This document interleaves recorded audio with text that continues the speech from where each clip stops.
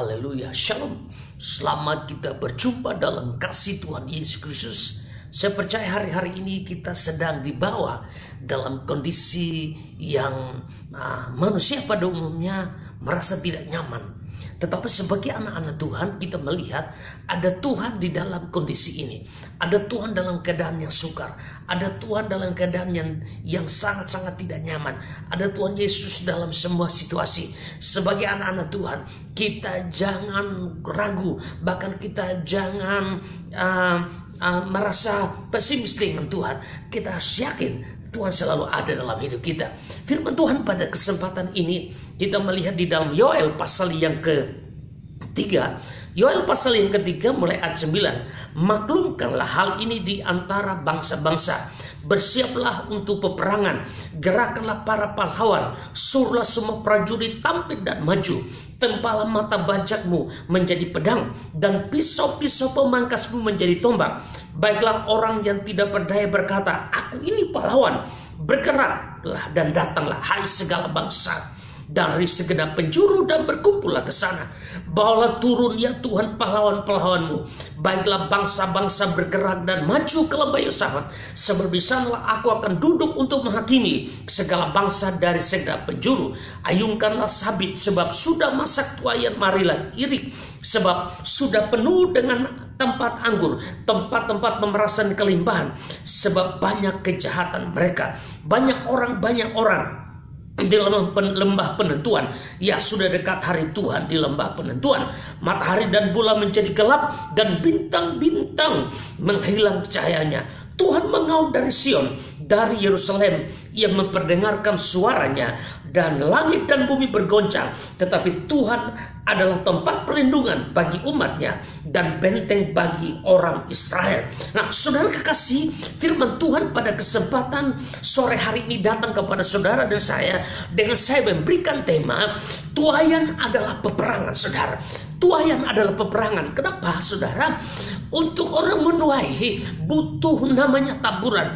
Seorang yang menuai butuh namanya kerja keras. Seorang yang menuai. Nah, dalam hal ini kita melihat tuayan di sini, saya melihat di sini adalah berbicara, saya melihat adalah hal rohani.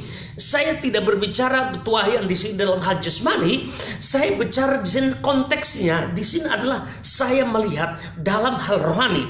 Di ayat 9 secara khusus, maklumkanlah hai hal ini di antara bangsa-bangsa.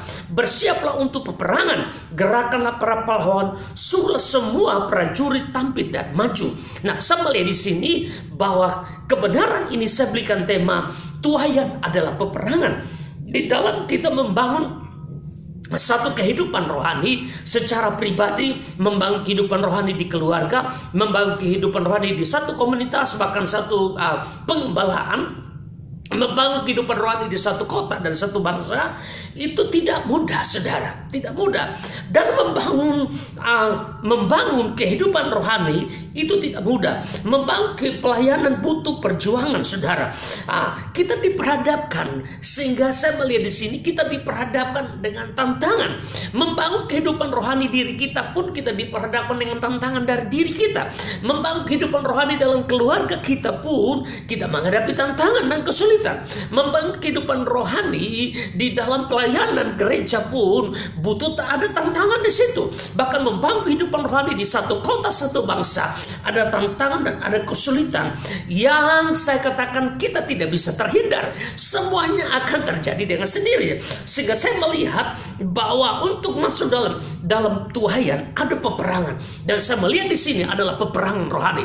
Bahwa saya melihat di dalam situasi yang sedang terjadi di hari-hari ini, saya melihat ada peperangan rohani yang besar sedang terjadi, yaitu manusia digoncangkan, ekonomi yang tergoncang mempengaruhi banyak sistem, baik itu ekonomi bangsa, ekonomi pekerjaan Tuhan, ekonomi pribadi, semuanya sedang digoncang hari-hari ini. Sehingga saya melihat di dalam masuk dalam satu tuayan ada peperangan besar, dan saya melihat di balik COVID ini, setelah COVID ini ada tuayan besar, ada kegerakan Allah akan terjadi dengan dahsyat.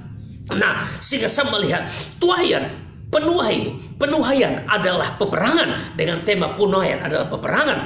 Sebagai orang percaya, kita terlebih sebagai seorang yang melayani Tuhan, seorang yang berdoa, seorang yang terlibat dalam pekerjaan Tuhan. Saya boleh katakan itu adalah hamba Tuhan.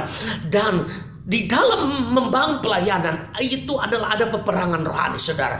Itu ada peperangan yang kita tidak bisa terelak. Peperangan baik dari diri kita sendiri, bahkan orang di sekitar kita, bahkan membangun kehidupan rohani di kota, di bangsa. Ada peperangan, ada tantangan yang kita harus alami, saudara. Dan itu kita tidak bisa terpisahkan atau terelakkan.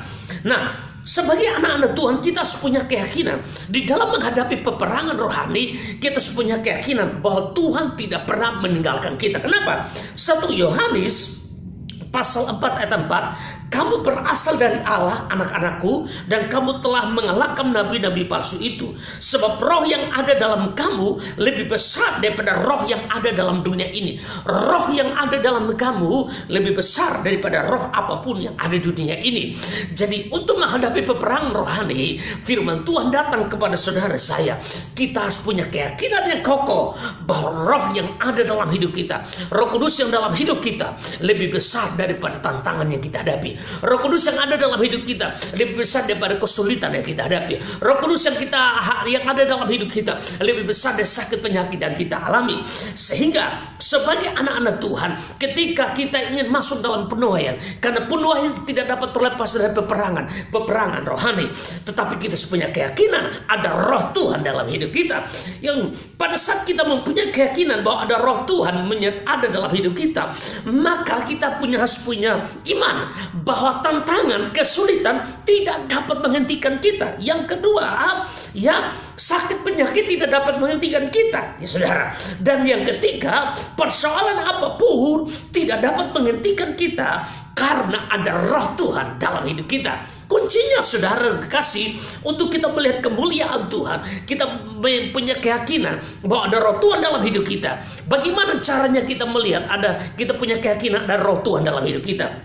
Kuncinya adalah kita melihat bahwa ada roh Allah dalam hidup kita. Kita harus pertama sekali kita harus memandang kepada karya Yesus di kayu salib. Kita sebagai anak-anak Tuhan di dalam menghadapi peperangan rohani, dalam menghadapi tantangan, dalam menghadapi kesulitan, kita harus memandang kepada karya Yesus di kayu salib. Kita harus memandang kepada karya Yesus di kayu salib. Kenapa, saudara? Ketika kita memandang karya Yesus di kayu salib, firman Tuhan katakan, pada saat kita pandang karya Yesus di kayu salib dengan iman yang sungguh-sungguh, maka kita melihat ada mujizat yang Tuhan siapkan di karya Yesus. Di karya Yesus, di pengorbanan Yesus di kayu salib, ada mujizat yang Tuhan siapkan. Kenapa, saudara?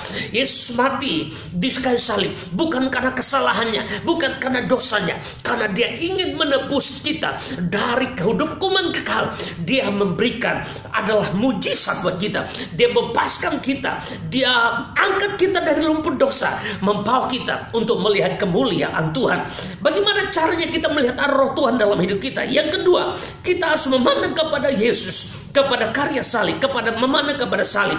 Pada saat kita melihat salib, memandang salib dengan iman, maka ada kemenangan di dalam orang yang memandang dengan iman kepada salib. Ada kemenangan Tuhan siapkan bagi kita. Pada saat kita memandang kepada karya salib Tuhan, maka ada kemenangan. Saudara, Yesus Dia menghadapi kesulitan yang luar biasa, bahkan kematian yang ditakutkan oleh manusia. Yesus mati, Dia bangkit, hidup selama-lamanya. Dia kembali ke surga dan siapkan rumah kekekalan bagi saudara dan saya. Dia akan kembali untuk memberikan kita, membawa kita untuk bersama-sama dengan Bapa di surga, di dalam kemenangan yang luar biasa. Di surga tidak ada air mata, tidak ada duka cita, tidak ada penderitaan. Nah, bagaimana caranya untuk kita melihat ada roh Tuhan dalam hidup kita? Yang berikutnya, kita harus melihat karya salib, bahwa di dalam salib ada sukacita Tuhan berikan. Ada sukacita, saudara. Banyak orang berpikir bahwa salib itu mendatangkan duka dan sebagainya. Ya, itu bicara penderitaan. Tetapi di balik salib, setelah melewati salib, ada sukacita Tuhan siapkan buat kita. Haleluya. Yang berikut, bagaimana kita tahu, kita melihat dan percaya pada roh Tuhan ada dalam hidup kita? Kita memandang salib Kristus Kenapa? Karena dengan kita memandang salib Kristus, ada kehidupan kekal Tuhan siapkan buat kita. Mari kita katakan haleluya, haleluya, haleluya. Yang berikut, bagaimana kita tahu bahwa ada roh Tuhan dalam hidup kita? Kita semua memandang salib Kristus. Kenapa? Pada saat kita memandang salib Kristus, ada kekuatan yang baru. Yang lemah dikuatkan, yang susah dihiburkan, yang terikat dibebaskan, yang kekurangan diberkati, yang letih lesu diberikan kelegaan yang baru. Firman Tuhan katakan, marilah kepadaku, hai engkau yang letih lesu dan berbeban berat, aku berikan kelegaan kepadamu. Firman Tuhan datang bagi saudara dan saya. Mari kita melihat kepada salib Kristus. Dan bagaimana kita yakin, kita tahu, kita mempunyai iman bahwa ada roh Tuhan dalam hidup kita. Yang terakhir, kita memandang kepada salib Kristus.